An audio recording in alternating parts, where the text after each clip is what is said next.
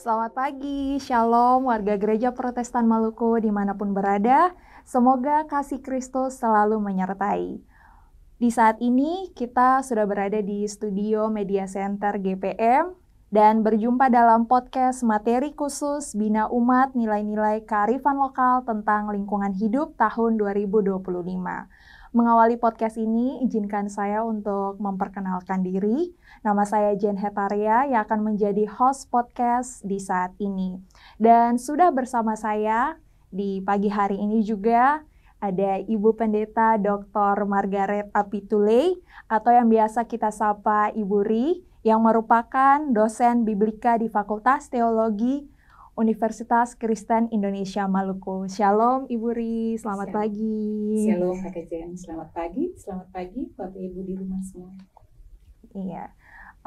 Untuk mengawali diskusi di saat ini, Ibu Ri, mungkin Jen mau menyampaikan beberapa informasi dulu. Secara nasional, di saat ini kita tahu bahwa banyak sekali dampak ataupun masalah lingkungan yang sedang kita alami.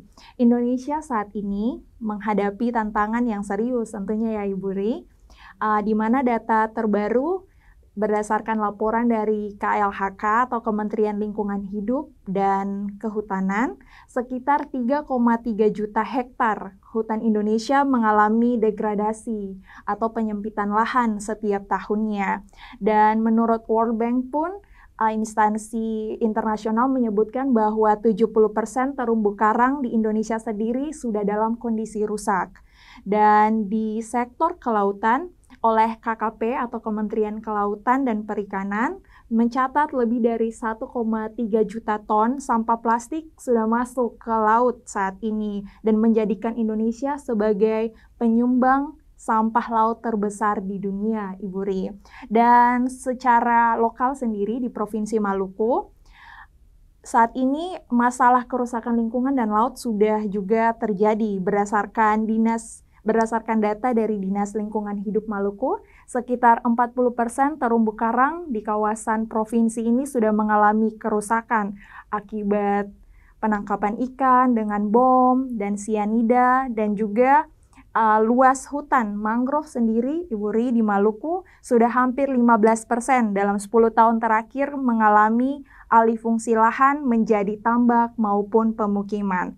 Sedangkan untuk sampahnya sendiri, Ibu Ri, untuk sampahnya sekitar 1.200 ton sampah sudah terdampar di pesisir Maluku setiap tahunnya, yang mana hal tersebut dapat mengancam biota laut seperti penyu ataupun ikan-ikan endemik.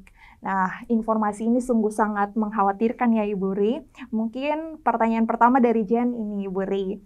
Menurut Ibu Ri sendiri, apa kira-kira yang menyebabkan hal-hal ini dapat terjadi dan apakah warga GPM sudah mengambil peran atau menyebabkan juga masalah-masalah lingkungan ini?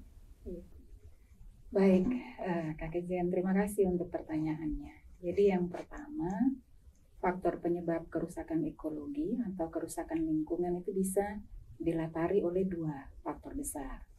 Faktor alam, misalnya gempa bumi, tsunami, dan lain-lain. Tapi juga ada faktor non-alam atau biasa disebut dengan istilah antropogenik.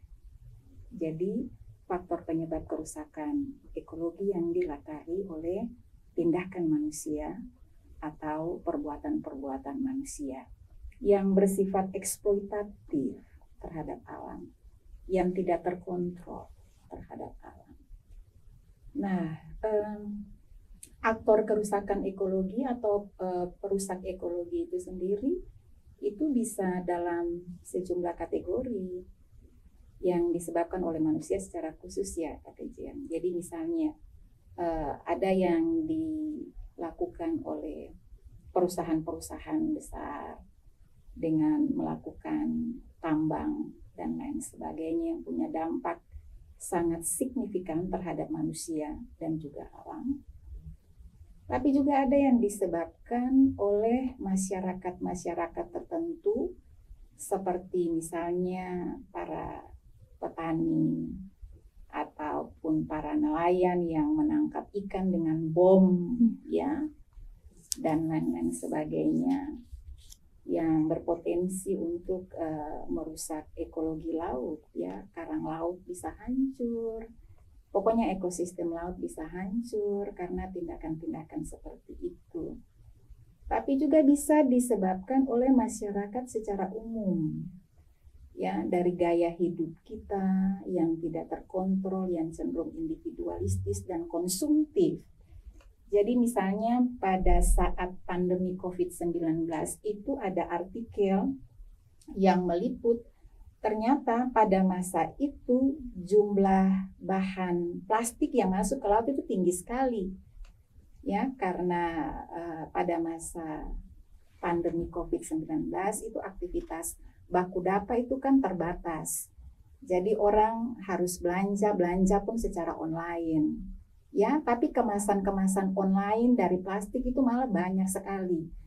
Dan ujung-ujungnya dia menjadi sumber sampah di laut. Dan itu bisa merusak ekologi laut. Tapi di sisi lain juga bisa disebabkan oleh pemerintah sebenarnya. Ya, jadi misalnya ya pemerintah punya tujuan baik untuk meningkatkan ekonomi masyarakat. Tapi di sisi lain kalau usaha-usaha tertentu yang dilakukan melalui perizinan yang diberikan oleh pemerintah kepada perusahaan-perusahaan tertentu, ya, tanpa diawali dengan analisis dampak lingkungan yang dilakukan secara baik dan transparan, nah berarti secara tidak langsung itu bisa berdampak terhadap kerusakan ekologi. Pemerintah punya kewenangan sebenarnya, ya, untuk memberi izin, tetapi juga untuk tidak memberi izin, ya. Nah itu juga bisa berdampak terhadap kerusakan ekologi karena memberi akses, ya, bagi perusahaan-perusahaan tertentu untuk merusak ekologi dengan perizinan itu. Nah, kalau pertanyaan Kakak Jen misalnya apakah warga jemaat GPN ikut terlibat? Nah, katong seng bisa memungkiri, ya, Kakak Jen. Artinya laut itu dinikmati oleh siapa saja. Ada anggota jemaat yang juga jadi nelayan. Begitu juga dengan hutan itu juga dimanfaatkan oleh siapa saja, bukan hanya orang GPM, orang dengan latar belakang aliran-aliran yang lain, agama lain juga punya hak yang sama untuk menikmati alam yang Tuhan ciptakan itu. Jadi ya kita tidak bisa bilang apakah kita terlibat ataukah tidak, yang pasti di mana kita punya kepentingan siapapun dia, ya semua orang punya peluang untuk berkontribusi terhadap kerusakan ekologi itu sendiri. Itu menurut saya. Iya, terima kasih Bu Ri untuk jawabannya.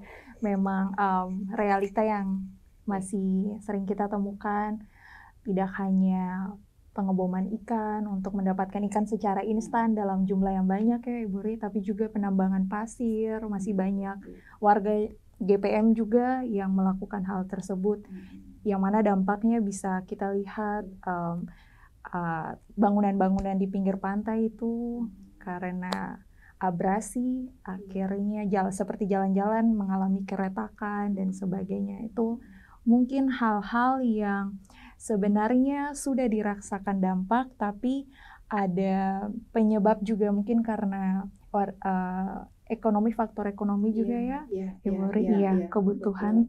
Iya, betul sekali. Leonardo Boff itu seorang teolog, ya, dia bilang begini, bahwa masyarakat kecil karena kebutuhan ekonominya yang luar biasa, kadang-kadang mereka tidak punya pilihan, ya, untuk memenuhi kebutuhan mereka, apalagi sangat mendesak. Jadi sebenarnya kita juga harus berhati-hati untuk mempersalahkan mereka. Kesadaran itu memang harus mereka miliki, tetapi di sisi yang lain kadang-kadang mereka tidak diberikan banyak pilihan untuk mensejahterakan diri itu dengan cara-cara yang lain selain dengan satu cara itu, apalagi tuntutan kebutuhan ekonomi yang semakin tinggi di saat ini. Kita tidak membenarkan cara mereka memperlakukan alam, tetapi di tengah kemiskinan kadang-kadang orang ya bisa melakukan apa saja supaya bisa memenuhi kebutuhan perut.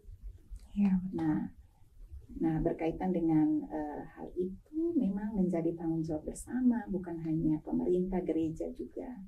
Semua orang punya tanggung jawab untuk bisa melihat kondisi mereka supaya jangan atas nama kemiskinan atau atas nama ekonomi ya mereka melakukan atau menghalalkan berbagai cara termasuk merusak ekologi demi mensejahterakan diri atau mensejahterakan hidup. Iya betul Ibu Ri.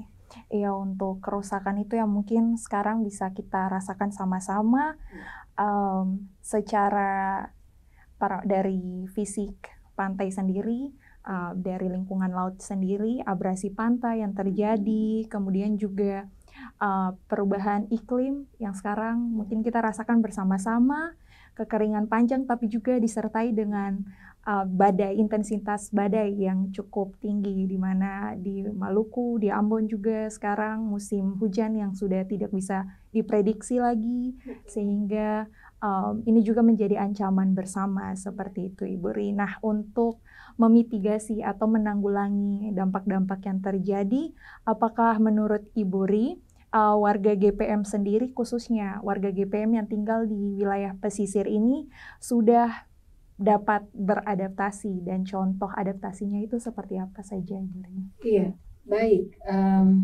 Salah satu dampak dari perubahan iklim seperti yang tadi Kakak Jen bilang terjadinya abrasi, ya pengikisan, ya di pesisir. Nah, dia punya dampak bukan hanya terhadap lingkungan pesisir, tetapi juga kadang-kadang dia mengancam infrastruktur umum publik, misalnya jalan, rumah-rumah orang, ya bahkan kalau misalnya ada tempat atau bangunan-bangunan tertentu milik masyarakat yang didirikan di pinggir pantai, dia juga terancam. Nah, salah satu indikasi yang memperlihatkan ada upaya-upaya yang dilakukan oleh masyarakat. Kalau dari perspektif masyarakat yang saya lihat ya misalnya mereka membuat tanggul, itu untuk menjaga pinggir pantai atau membangun talut ya. Supaya tidak terjadi abrasi, ataupun kalau ada abrasi dia tidak melebar sampai ke dalam pemukiman masyarakat. Itu yang saya lihat. Nah, mitigasi yang lain yang dilakukan juga oleh masyarakat dalam rangka mencegah kerusakan ekologi laut, yaitu dengan melakukan konservasi terhadap mangrove. Ya, orang Ambon bilang tongke-tongke. Jadi dengan cara misalnya menanam kembali mangrove, menghijaukan kembali mangrove, ya supaya dia bisa menahan. Kalau Kakak Jen pasti lebih tahu karena orang kelautan ya. Iya, Ibu Ri. Nah seperti itu. Tetapi yang saya juga lihat, misalnya ada upaya-upaya juga yang dilakukan oleh masyarakat untuk oleh gereja ya secara khusus, selain oleh masyarakat secara swadaya, oleh gereja juga dalam kerjasama dengan lembaga-lembaga pencinta lingkungan seperti Green Molucas ya, Kakak Jen, dalam rangka mengatasi banyaknya sampah yang masuk ke laut misalnya. Katong pernah baku dapat satu kali di Klasis Ambon Timur ya. Dan di Klasis Ambon Timur, Kakak Jen sendiri tahu bahwa ada kegiatan yang mereka lakukan, misalnya Kapas, Klasis Ambon Timur Bebas Sampah Plastik, yang dilakukan secara intensif, bukan hanya pada waktu-waktu hari lingkungan saja. Yaitu bagian dari inisiatif gereja yang positif, yang dilakukan di tingkat klasis, di tingkat jemaat juga ada sebenarnya. Tapi Ketum juga sadar bahwa GPM itu punya begitu banyak agenda ya yang memperlihatkan kepedulian ya perhatian gereja terhadap persoalan ekologi, bukan hanya masalah di laut saja, tapi juga di darat, di hutan dan lain sebagainya. Ya, nah di dalam ajaran gereja perhatian GPM terhadap masalah ekologi itu juga ditekankan dengan luar biasa. Ya, di mimbar-mimbar gereja, bahkan dalam pendidikan formal gereja, ya, di materi-materi pembinaan kepada anak-anak sekolah minggu itu juga, ya, kalau Kakak Jen baca itu ada banyak substansi yang ditekankan oleh GPM dalam rangka untuk mengadvokasi lingkungan baik di darat maupun laut. Dan itu semua memperlihatkan perhatian GPM yang intens terhadap persoalan ekologi. Iya, iya, baik Ibu Ri. Ibu Ri, dari tadi mungkin kita lebih banyak bicarakan dampak maupun aktivitas yang menyebabkan oleh manusia sendiri untuk manusia. Nah, kalau dalam Kejadian 1 ayat 26, manusia diberi mandat untuk menguasai dan memelihara bumi, khususnya Ibu Ri. Jadi, menurut Ibu Ri, bagaimana teologi Kristen dapat menafsirkan tanggung jawab ini dalam konteks kerusakan lingkungan yang saat ini terjadi? Iya, baik. Jadi sebenarnya kalau diperluas, mandat untuk berkuasa atau untuk memerintah atas bumi itu dia tidak hanya terdapat di Kejadian 1 ayat 26, tapi Kejadian pasal 1 ayat 26 sampai 28. Ya. Jadi di situ manusia diberikan mandat oleh Allah untuk berkuasa atas bumi dan untuk menaklukkan bumi. Jadi ada dua kata Ibrani yang penting di dalam teks-teks itu, yaitu kata rada. Rada itu artinya berkuasa, ya. Tapi sebenarnya dalam konteks Kejadian pasal 1, kata rada itu dipahami oleh para ahli sebagai sebuah tanggung jawab kepemimpinan yang harus memperlihatkan karakter Allah, ya, atau yang mencerminkan karakter Allah. Karakter yang seperti apa? Yang penuh kasih, yang adil, yang peduli, ya, dalam memperlakukan atau dalam memperlakukan ciptaan yang lain. Nah, begitu juga dengan kabash. Kabash itu dia punya arti menaklukkan, ya, menaklukkan.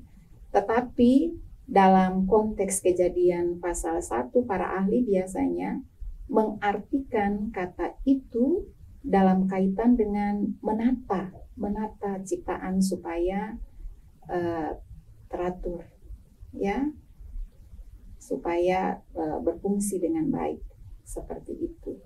Jadi dalam teologi sebenarnya baik kata rada dan kabash itu dia memperlihatkan aspek penata layanan, bahwa manusia itu dipanggil untuk menata layani alam semesta ini, bukan untuk berkuasa dan bertindak arogan terhadap alam semesta ini, ya. Bukan untuk mendominasi alam semesta ini, bukan untuk merusak alam semesta ini. Sebab manusia hanya diberikan kewenangan untuk menata layani. Ya. Manusia bukan pemilik alam semesta, tapi Tuhan adalah pemilik alam semesta. Dan manusia adalah mitra kerja Allah yang dipakai oleh Allah untuk menata layani alam semesta ini. Nah, dalam Kejadian, ya, dalam Kejadian pasal 2 ayatnya yang ke-15 itu juga, di situ Tuhan Allah menempatkan manusia di dalam Taman Eden, ya, untuk melakukan dua hal, ya, untuk melakukan dua hal, yaitu untuk mengolah taman itu, ya, tapi juga untuk melestarikan taman itu. Di situ juga ada dua kata Ibrani yang penting itu Kak Jen, yaitu kata abad, ya, abad, ya. Nah, abad itu dia juga memperlihatkan makna teologis yang sangat mendalam, bahwa manusia dipanggil untuk melihat tanggung jawabnya dalam pengelolaan alam semesta itu sebagai wujud dari ketaatannya juga kepada Tuhan, ya, sebagai ibadahnya juga kepada Tuhan, ya. Nah, sedangkan kata memelihara, ya, nah artinya manusia sama seperti yang tadi saya bilang sebelumnya, bahwa manusia tidak diberikan tanggung jawab untuk mengelola alam sebebas-bebasnya atau memanfaatkan sebebas-bebasnya, tapi juga harus menjaga dan melestarikan alam itu supaya alam itu dia bisa bermanfaat bagi kehidupan manusia dan bagi dirinya sendiri. Ya, bagi dirinya sendiri, itu Kakak Jen. Jadi kalau dalam perspektif teologi, alam sebenarnya punya kedudukan yang setara dengan manusia karena sama-sama diciptakan oleh Allah. Jadi alam bukan objek, lalu manusia adalah subjek, bukan seperti itu. Tapi baik manusia maupun alam adalah sama-sama subjek, ya, karena sama-sama adalah ciptaan Allah. Yang diciptakan oleh Allah bukan hanya baik, tapi sungguh amat baik. Bukan hanya tof, tapi tof meot, ya.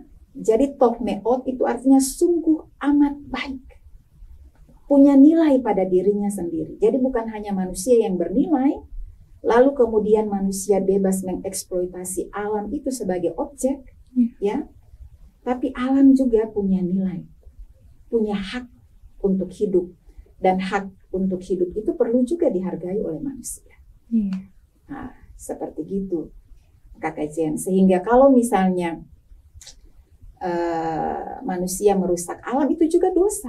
Jadi dosa itu bukan hanya ketika kita mencuri orang punya barang atau kita memukul orang, tapi dosa juga ketika kita merusak alam, kita bom, ya, atau menangkap ikan dengan peralatan-peralatan yang merusak atau merusak ekologi laut, atau kita melakukan hal-hal yang merusak alam, itu juga dosa. Nah, berkaitan dengan hal itu, maka setiap saat kita harus melakukan pertobatan. Kalau dalam bahasa teologinya, harus melakukan pertobatan ekologi, ya. Jadi bukan hanya bertobat karena kita melukai hati sesama kita, melukai hati manusia yang lain, tapi juga bertobat karena kita merusak alam ini. Karena memang karya keselamatan Allah itu tidak hanya diperuntukkan bagi manusia, itu kayaknya. Iya, betul. Ya. Tapi karya keselamatan Allah itu juga diperuntukkan bagi semua ciptaan Allah. Dalam kitab Kolose, ya, karya keselamatan Allah itu diperuntukkan bagi semua ciptaan, tidak hanya untuk manusia, tapi juga untuk semua ciptaan yang lain. Jadi kalau kita menata lingkungan kita, maka kita ikut terlibat dalam karya penyelamatan Allah itu. Kita ikut berpartisipasi dalam karya penyelamatan Allah bagi pemulihan semua ciptaan. Begitu Kak Kece. Iya Ibu Ri. Jadi prinsipnya adalah untuk penata layanan sendiri ini, di mana kita tidak hanya memanfaatkan, tetapi juga memelihara, yang mana akhirnya merupakan panggilan iman bersama ya Ibu Ri ya. Karena sebenarnya alam juga bisa hidup tanpa manusia, tapi bagaimana manusia bisa hidup tanpa alam ya Ibu Ri ya. Nah Ibu Ri, di Maluku sendiri ada salah satu kearifan lokal yang juga sudah diwariskan secara turun-temurun dalam tujuan untuk menjaga kelestarian lingkungan dan mengurangi masalah pencemaran laut, yang mana mungkin kita tidak asing dengan kata sasi. Ya, sasi yang tujuannya itu untuk mengatur pemanfaatan sumber daya alam di salah satu wilayah adat atau daerah adat. Selain itu juga ada tradisi menanam bakau, atau tadi Ibu Ri bilang tongke-tongke. Tongke-tongke, iya, sorry. Tongke atau mange-mange ya. Iya, mange-mange Ibu Ri. Nah, apakah menurut Ibu Ri tradisi ini masih terus dilakukan oleh warga GPM, dan pandangan teologi sendiri untuk sasi itu sendiri bagaimana Ibu Ri? Orang Maluku masih tetap berkomitmen untuk melakukan kearifan lokalisasi, ya. Di Ambon masih ada, di Pulau Ambon ya, ada wilayah-wilayah adatis, desa-desa yang masih mengapresiasi adat itu tetap dilakukan. Di pulau-pulau juga masih banyak. Ya, secara teologi, sasi itu kan sebuah kearifan lokal yang dimiliki oleh masyarakat Maluku yang punya tujuan yang baik itu Kak Kece.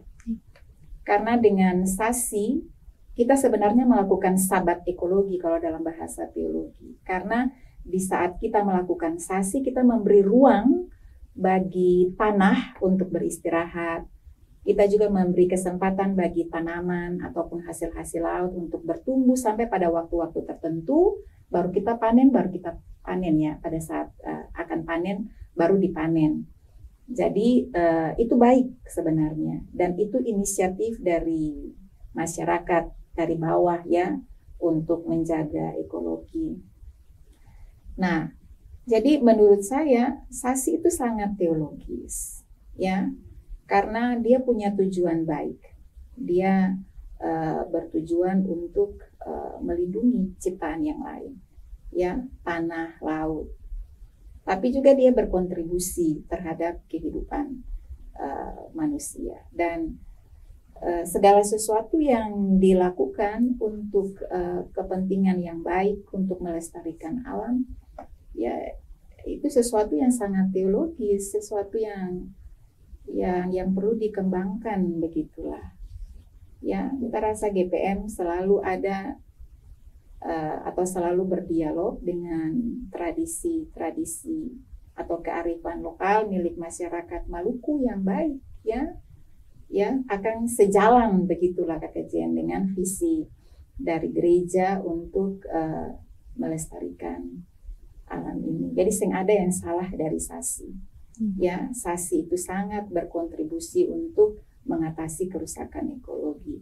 Nah, persoalannya apakah masyarakat masih tetap memanfaatkan sasi itu untuk mengatasi kerusakan ekologi di wilayah-wilayahnya di saat ini, itu menjadi bahan pergumulan bersama. Tetapi tugas kita sebagai warga gereja untuk terus mendorong supaya kearifan lokal yang positif seperti sasi itu tetap bisa dipertahankan, tetap bisa dilestarikan, tetap bisa diwariskan kepada anak cucu kita. Jadi tugas kita bukan hanya untuk melestarikan kekayaan alam yang sangat kaya di Maluku kepada mereka, tetapi juga mewariskan nilai-nilai kearifan lokal yang sangat teologis tadi. Supaya mereka tahu memanfaatkan sumber daya alam yang kaya ini, ya, dengan baik, bukan hanya bagi diri mereka, tetapi juga bagi generasi-generasi selanjutnya. Kan kalau alam kita aman, baik, sejahtera, maka itu juga berdampak terhadap kehidupan manusia. Iya, benar sekali Ibu Ri. Jadi memang sasi ini punya dampak manfaat secara teologis yang sangat baik untuk keberlanjutan kehidupan, baik bagi manusia sendiri sebagai warga GPM maupun untuk lingkungan itu sendiri ya Ibu Ri. Berarti GPM khususnya selain pemerintah ataupun lembaga-lembaga sosial lain yang mempunyai perhatian kepada lingkungan, GPM tentu punya perhatian yang besar terhadap masalah-masalah lingkungan yang sedang kita alami juga. Tadi Ibu Ri sudah bilang kalau kemarin juga sempat ketemu di salah satu kegiatan dari KPAT. Namun secara umum Ibu Ri, menurut Ibu Ri bagaimana GPM sudah mempromosikan gaya hidup berkelanjutan ini? Kalau masuk ibadah, Jen biasa dengar di awal warta jemaat itu ada himbauan untuk membuang sampah pada tempatnya seperti itu. Jadi sejauh mana kira-kira GPM sudah mengambil peran untuk mempromosikan dan aktif dalam menghimbau warganya untuk gaya hidup berkelanjutan itu, Ibu Ri?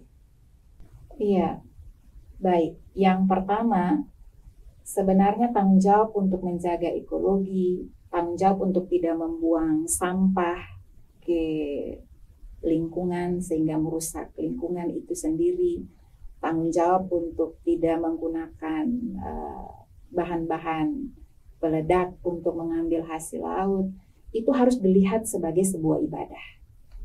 Jadi beta mau bilang bahwa gaya hidup yang mencintai ekologi itu bagian dari ibadah. Sebab ibadah itu bukan hanya sekedar datang ke gereja lalu ketemu menyanyi puji Tuhan di situ, tapi seluruh hidup kita ya harus dilihat sebagai sebuah ibadah yang sempurna di hadapan Allah. Cara kita termasuk cara kita dalam memperlakukan Allah, cara kita berinteraksi dengan Allah, itu juga bagian dari ibadah.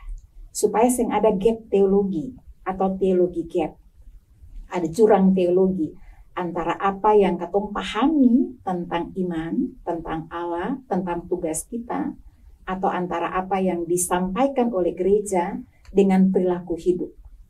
Ya, jadi duanya harus matching, itu Kakak Jen. Ya, kalau kita mau mempromosikan interest kita untuk mencintai alam ini sendiri, maka kita harus mengubah gaya hidup kita, cara pandang kita. Ya, jadi gaya hidup yang mencintai alam itu juga adalah ibadah, harus dilihat sebagai bagian dari ibadah kita kepada Tuhan. Yang kedua yang kita lihat itu Kakak Jen, bahwa GPM selama ini betul tadi bilang akan sejak awal bahwa GPM sudah mempromosikan ya upaya-upaya untuk menjaga lingkungan ini dengan berbagai cara. Ya, mulai dari materi-materi pembinaan. Nah, ini salah satunya ya yang dilakukan oleh lembaga pembinaan jemaat. Ini bagian dari cara GPM mengkampanyekan ya visinya untuk hidup bersama atau menjadikan alam, menjadikan bumi ini sebagai rumah bersama. Ya, rumah yang menghidupkan bukan hanya manusia, tapi semua makhluk. Jadi di materi-materi pembinaan, di wadah-wadah organisasi, unit dan lain-lain sebagainya, di mimbar-mimbar gereja, ya, katong lihat GPM begitu gencar untuk melakukan semua itu. Ya, di GPM itu juga ada badan khusus, ya, bagian khusus yang mengadvokasi persoalan-persoalan lingkungan, ya, nah, itu baik, ya.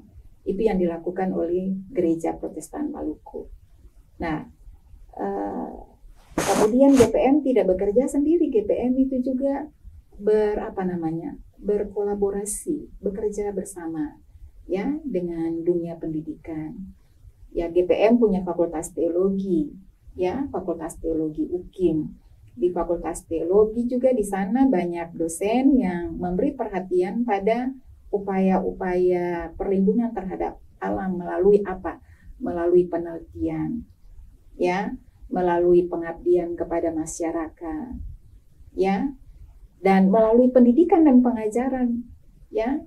Di Fakultas Teologi misalnya ada teologi ekologi, ya, yang di dalamnya berbicara tentang upaya-upaya secara teologis untuk menjaga atau memelihara alam. Jadi kalau kita mau bicara sampai sejauh mana gereja mempromosikan hal itu sampai di situ. Bahkan ada pendidikan formal gereja ya yang juga secara intens di sekolah-sekolah minggu, di katekisasi, ya. GPM memperlihatkan itu.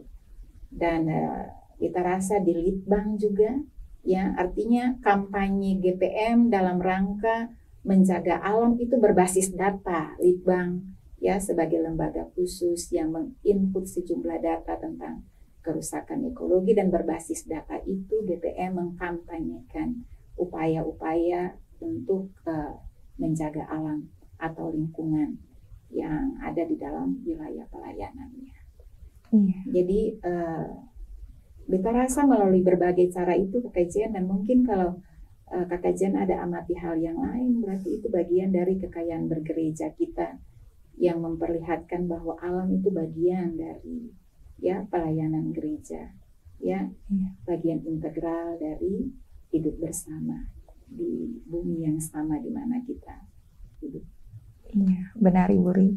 Jadi disertai dengan usaha-usaha GPM untuk mengkampanyekan cara-cara untuk menanggulangi masalah-masalah lingkungan yang sekarang kita hadapi, tapi ini juga kembali kepada perilaku hidup masing-masing warga jemaat itu sendiri ya Ibu Ri, di mana kita bisa melakukan ataupun mengimplementasikan apa yang sudah dipromosikan itu atau tidak seperti itu. Mungkin akhirnya beta mau tanya dari Ibu Ri sendiri secara pribadi untuk keluarga GPM, kira-kira harapan secara pribadi dari Ibu Ri untuk keluarga GPM dalam memelihara dan merawat bumi ini seperti apa? Iya, baik Kak Jen. Ini pertanyaan yang menarik. Mungkin ini bagian akhir dari percakapan kita di hari ini. Yang pertama itu mungkin saya mau bilang bahwa alam ini bukan milik kita. Gitu. Kesadaran ini dia penting untuk dimiliki. Ya, ketika kita menyadari bahwa kita ini hanya mitra yang dipercayakan oleh Allah untuk menata layani alam ini, maka seyogyanya kita tidak akan bertindak searogan itu terhadap alam atau merusak alam karena merasa kita adalah pemilik alam. Lalu yang kedua adalah kita harus melihat bahwa menjaga alam itu adalah bagian dari ibadah. Jadi ibadah itu bukan hanya sekedar ke gereja, ke unit, ke sektor. Tapi menjaga sikap kita terhadap alam, tidak membuang sampah sembarangan, tidak merusak laut, tidak potong tongke-tongke sembarangan, ya, atau tidak menggunakan bahan peledak untuk menangkap ikan sembarangan. Itu bagian dari ibadah yang mestinya kita perlihatkan dalam hidup kita sehari-hari.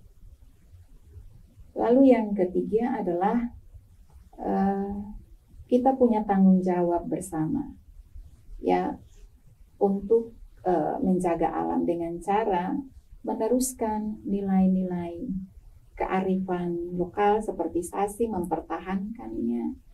Ya, mungkin di wilayah-wilayah lain di luar Pulau Ambon, ya, karena GPM ini kaya, ya.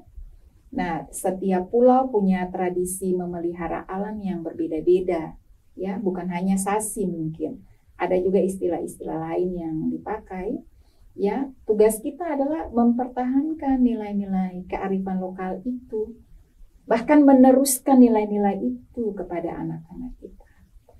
Ya, supaya anak-anak kita dibekali dan dipersiapkan, ya, untuk menjaga alam ini dengan baik. Sebab pendidikan intergenerasi ini penting dilakukan. Ya, budaya yang kita miliki seperti Sasi, kalau tidak terus diedukasi kepada anak-anak, ya, maka dong tidak akan mengerti dengan baik dan akan sangat susah untuk mengimplementasikannya. Jadi beta rasa Sasi yang menjadi fokus dari salah satu hal yang paling penting untuk diangkat saat ini harus dipertahankan, ya, diwariskan kepada anak cucu kita. Ya, beta rasa itu beberapa hal saja Kak Jenny yang mau beta sampaikan kepada semua pemirsa warga GPM yang ada di mana saja. Ya, semoga itu cukup untuk memberi pencerahan bagi kita semua. Iya, baik. Terima kasih Bu Ri. Terima kasih juga sudah meluangkan waktu untuk melakukan podcast di saat ini. Dengan berakhirnya podcast ini, maka besar harapan kami semua bahwa podcast materi khusus Bina Umat Nilai-Nilai Kearifan Lokal tentang Lingkungan Hidup oleh LPJ tahun 2025 ini memberikan pencerahan, juga memberikan motivasi untuk kita sebagai warga GPM untuk terus melakukan gaya hidup yang peduli terhadap lingkungan dan mengkampanyekan kearifan lokal ya secara turun-temurun untuk generasi kita selanjutnya, untuk rumah kita bersama ini. Terima kasih Ibu Ri sudah meluangkan waktunya.